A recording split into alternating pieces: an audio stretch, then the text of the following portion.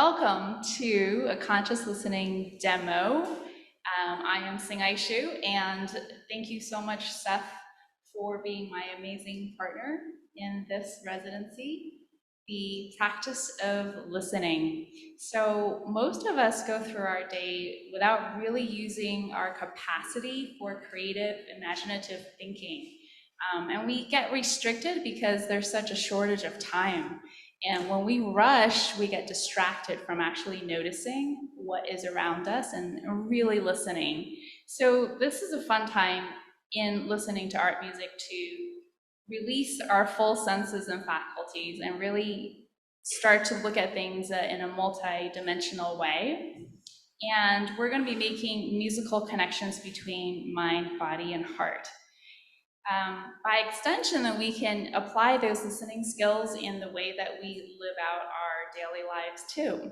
So this is a mood meter ruler grid created by Mark Brackett at the Yale Center for Emotional Intelligence. And besides it being really colorful, there is an idea of the x-axis being pleasantness. So how pleasant is your sensation right now? Are you feeling really happy, or are you feeling like miserable on the other side? On the y-axis, we have the energy level. So are you feeling very low in energy and kind of lethargic or fatigued, or are you just ready to jump off your seat? So somewhere in all of this is our current emotion, and if you can start thinking about which quadrant you're in, it helps to narrow down, the emotions. There are infinite numbers of emotions that we can be having, and sometimes multiple ones. But if you can kind of land somewhere, then our ultimate goal is to get to the center, which is neutral. And if we get to neutral and we neutralize and reset, then we're able to receive what it is the energy of the music is trying to create, to come to us. So another great way beyond visualizing your state of mind is to also move. So will you please stand with me? And let's do just a few different moves to reset our nervous system and our emotional system. So let's do a shoulder roll to the front, up to the ears, and this is very, very slow while you're breathing, and then back, and then tuck your shoulder blades into their pockets and feel the exhale, and you're in control of the slow release and come all the way back down to neutral. And see if that helps you to find how you're standing as well, to find the neutral physically. And then we're going to use our elbows to reach the sky and exhale down your spine through your tailbone into the floor. So send that energy up towards the ceiling and down towards the floor, and you should feel a decompression. All right, and just get the opposition, tension of opposites, and exhale completely.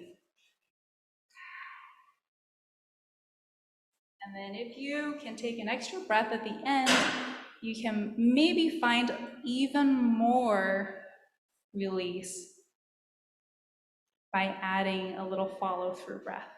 Now we're going to do the third one, which is to push up the sky and smell the roses, or whatever flower or cookie or fragrance you like. And then exhale very, very slowly. Imagine that your arms are just full of water inside, and they're just dropping very, very slowly down to the floor again. And an extra little breath to get that last bit of relaxation. And notice how you're feeling. Our listening warm-up for the day is we're going to be thinking about the decisions that a composer has to make when he or she is creating a piece. What is the character that they're trying to create? And if they wanted a different character, how would they change things? So, for example, if we go to a sunny yellow Mozart sonata,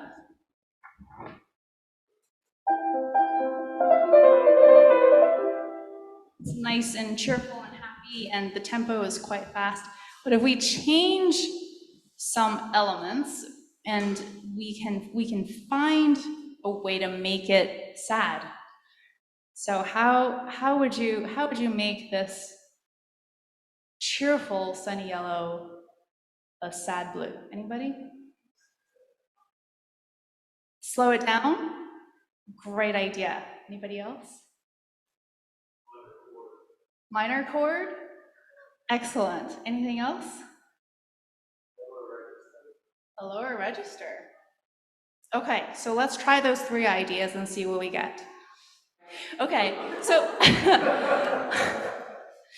so those are some of the things that we play with when we're listening as participants instead of simply just consuming what we're hearing. We're trying to figure out what distinguishes the piece from all the other possible variants in other universes.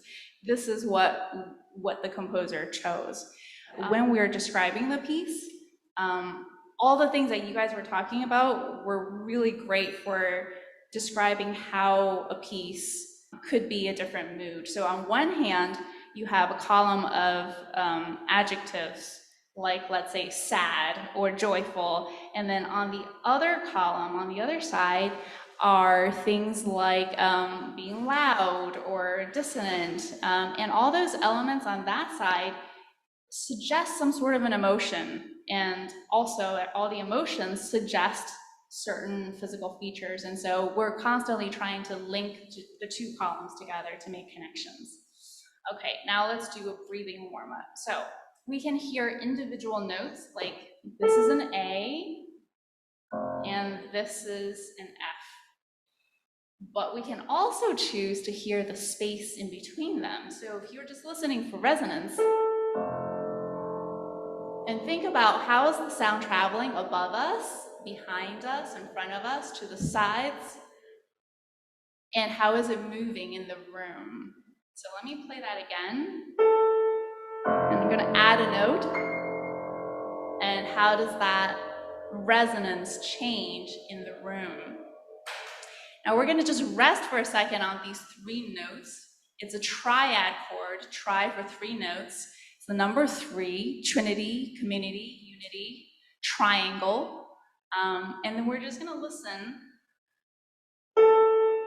and breathe the space as it expands. And then you hear how the sound is diminishing. So we're going to exhale, and we're going to evaporate our breath as the resonance evaporates.